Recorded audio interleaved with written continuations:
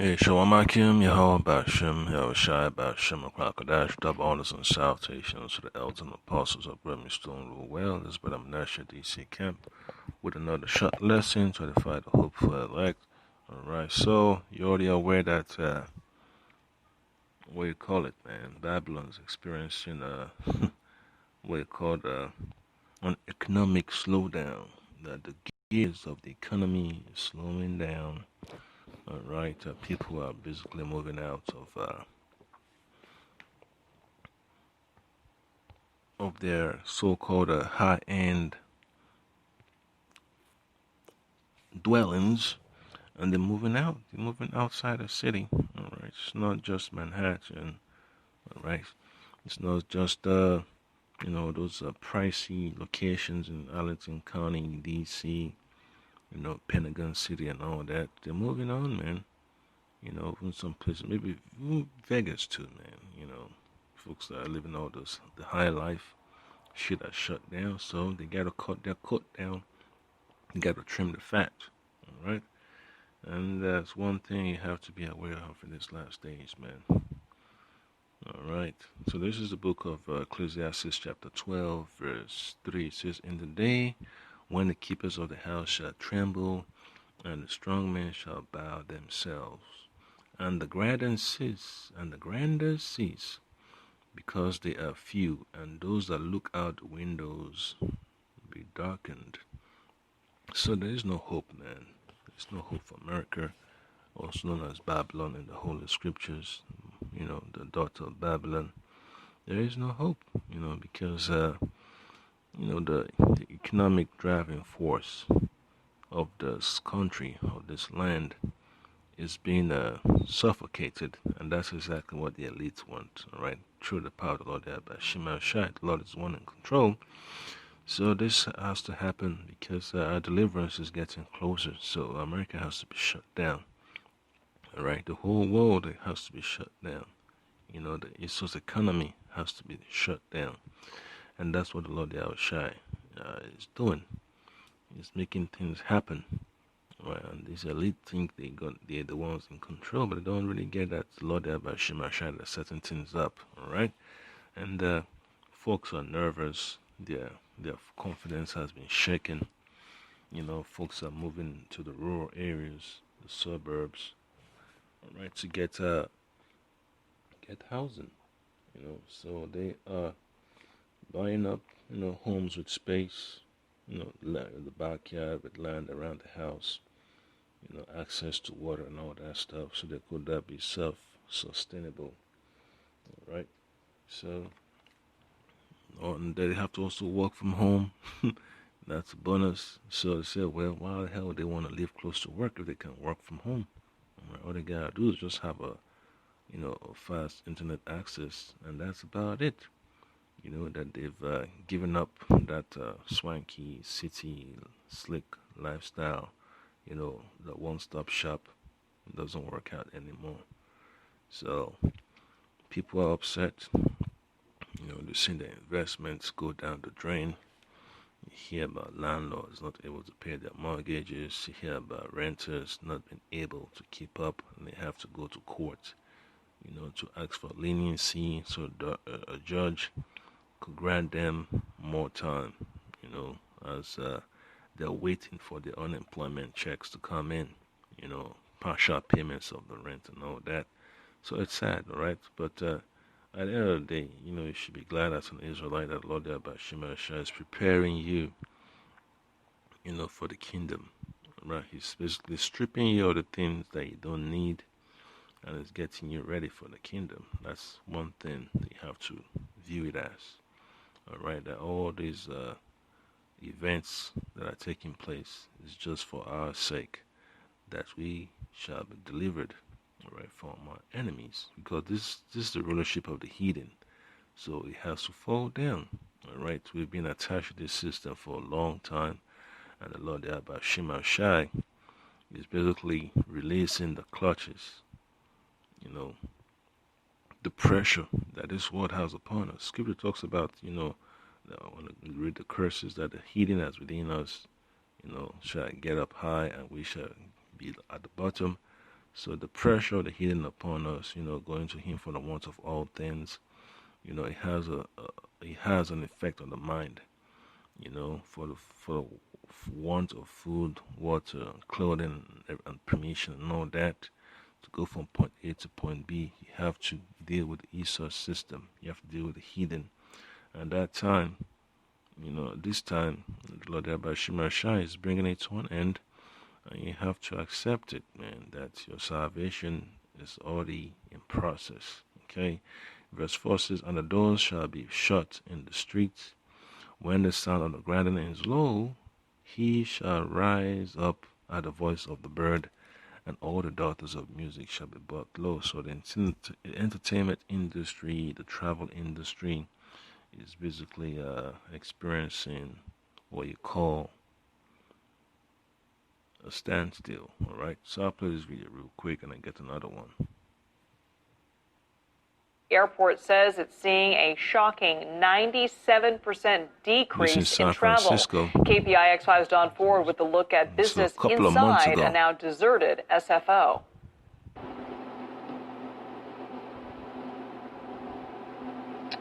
It's quiet. Very quiet. This is one of the strangest things I have seen. One of the major international airports of the world with almost no one here. Of course, there are security forces roaming the empty halls, ensuring the safety of the empty queues. Maintenance workers are here too, keeping the place clean as a whistle. It's more than surreal, it's eerie, and you could walk down long stretches without seeing anybody. Nobody. I tell you. The hum of the air conditioners is something you've never heard before, and now it's almost the only thing you hear. Escalators are shut down, some elevators are turned off. Rows and rows. It looks like one of those, movies, those B movies where there's nothing going on, an abandoned building. With cracked windows and all that. That's what it looks like, man. There's no one checking in. There's no one checking out. That's the future of America for you. People are just sad about it, but as a man of the Lord, as an Israelite, you should be excited that the Lord Yahweh Shai has kept you in mind all this time to deliver you from this prison called Babylon. Rows of booking terminals sit dark. Only 7 international arrivals scheduled for the whole day. Look at that. Francis Sanga says he saw one of those flights arrive from his information kiosk. United Airlines. How many passengers? There are only 50 passengers arrived in that airline. 50. 50. The parking structure is equally spooky. Look at that. Some cars are here, but look, empty spaces as far as you can see. The Terminal 3 baggage claim is as still as it gets. However, strangely, there are dozens of unclaimed bags, mostly kids' car seats, locked up waiting for their owners. SFO is quiet, very quiet. That's what you see. That's what you see. Expect more of that. All right, so let me adjust this real quick. So right here. Before the pandemic, San Francisco had the highest building occupancy rate in the country. And now most of the city's skyscrapers sit empty. The question is, how long will it stay that way? It's an eerie feeling, standing at the corner of Folsom and Beale, staring at an empty office building that sits across from an empty row of luxury condos. It makes you wonder, is all this emptiness driving prices down everywhere? That wasn't the case for newlyweds Jason and Stephanie Hicks. Severely over asking. Yep, so remember, so shall it be in the days of Noah. Even now, people are still getting married, man. All right, they are, they're tying the knots.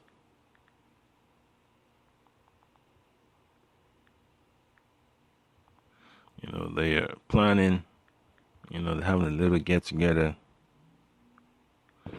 They're looking for places to have, their final vows. All right, so That's some more.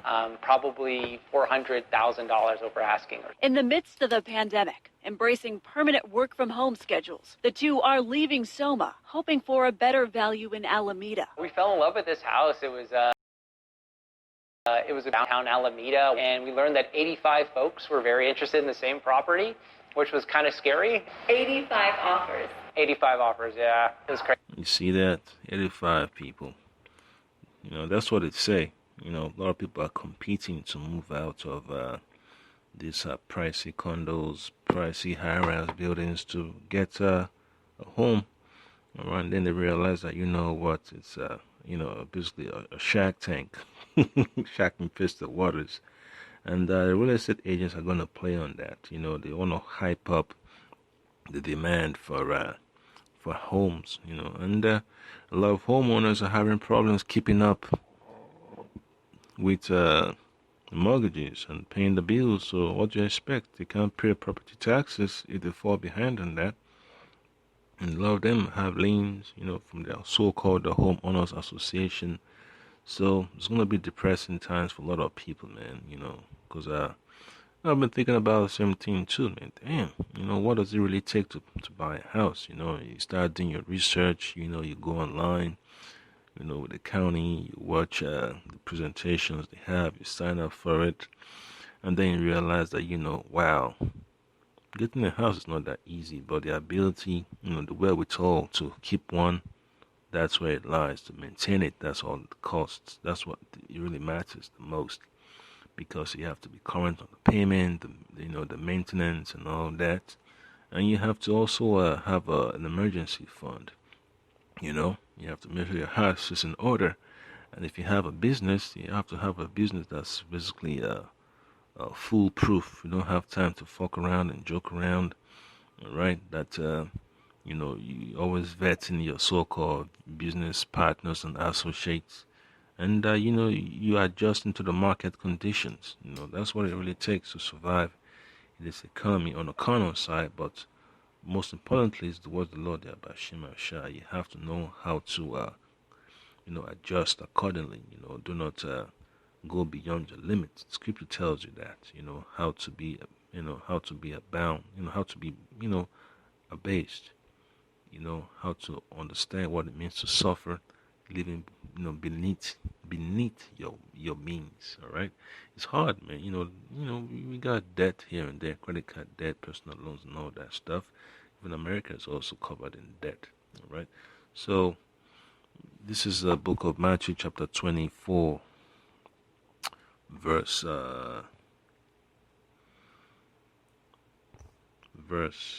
38. Matthew chapter 24, 38. Let's see what 30. All right, so this is verse 36. Let's start from there. But of that day and hour knoweth no man, no, not the angels of heaven, but the Father, but my Father only. It's only Lord Shai knows exactly the exact time when all, the prophecy shall be fulfilled concerning the return of the Lord Shai. It says, but as the days of Noah's were, so shall also the coming of the Son of Man be. For as in the days that were before the flood, they were eating and drinking, marrying and giving in marriage until the day that Noah entered into the ark. So it tells you what Noah had to deal with. Warning the people that the flood is coming. Terrible times are coming, but the folks didn't really take heed. Some folks start to support him, but then they choose not to because they got distracted. They cared, more about the size of the grapes, the size of the coconut. There's huge coconuts back there. They cared about their livestock, because back then, animals were kind of big, right? Grapes, fruits and vegetables were looking nice and tasty, but they got distracted, man. Because, when you're going to a wedding, you already know that the food there is going to be banging. They got carried away. Folks are concerned about the worldly possessions, and they lost heavily, all right? Verse 39 says, and they knew not until the flood came and took them all away. so shall also the coming of the Son of Man be. All right? So you have to be aware of what you're going to be dealing with, man, in this last day. So this is just a sign, all right, that a lot of folks got caught in a trap of excitement, and they're weeping now, all right? Crazy. In this case, a seller's market in Alameda. But real estate agents Neil and Daryl Canlis of the Canlis brothers say in San Francisco, property values have taken a little bit of a hit, but there are pockets. There are certain areas to where they're stronger than others. One pocket hit the hardest, South Beach. 147 luxury condos are on the market, according to an ABC7 analysis of real estate data. Comparing it to the past 5 years is really unheard of. In just the last 2 days, 25 people posted on the South Beach Next Door feed they are moving out of their San Francisco condos, citing everything from work from home, high costs, to there's nothing to do. It was all about supply and demand. There's plenty of supply in Soma, South Beach, and Mission Bay. Of the more than 1,300 active listings in San Francisco, nearly 1/3 are in those areas. With inventory high, prices are taking a slight dip. Before COVID, the average listing price for a 2-bedroom condo in South Beach was around $1.95 million. Now the average price has dipped down $30,000 to $1.92 million. Yep. Who was for this? Inflation, greed, and that's what happens, man. When you have a system that's built on corruption, it just proves that you're gonna have headaches, man. 2-bedroom condo, selling for 1.9 just proves that people are just drinking the Kool-Aid. And that's why the Lord Shema Shah is bringing this place down, man. Folks are living their lives based on false realities. So this is the book of Isaiah chapter 32 verse 12. All right, it says, they shall lament for the teats, for the pleasant fields, for the fruitful vine. All right, so it's going to happen, man. The curse that came upon our people is going to come upon these nations too, that have drunken the wine of Babylon. Now they're getting pissed off. The investments is going down the gutter because the economy is coming to a grinding halt, a screeching halt. All right. So as a man of the Lord, don't let this news, bring you depression. It's just part of the process for your salvation. All right. You gotta have hope. All right. You see the sun coming up and going down, and the moon and the stars, and you hear the words of Lord about Shema Shah. You should be excited that you're being delivered. The process of your deliverance is already in play. All right. So I just say, Kal Halam Yamla, Yahweh Bashem Yahshua Bashem Kakadash, the one of salvation, so elders and apostles of great stone rule well, and Elkin preaching the word of Yahshua throughout the four corners of the earth. So you say Shalom, and just accept, this separation from Babylon. It's necessary, and your salvation is at hand. All right, Shalom.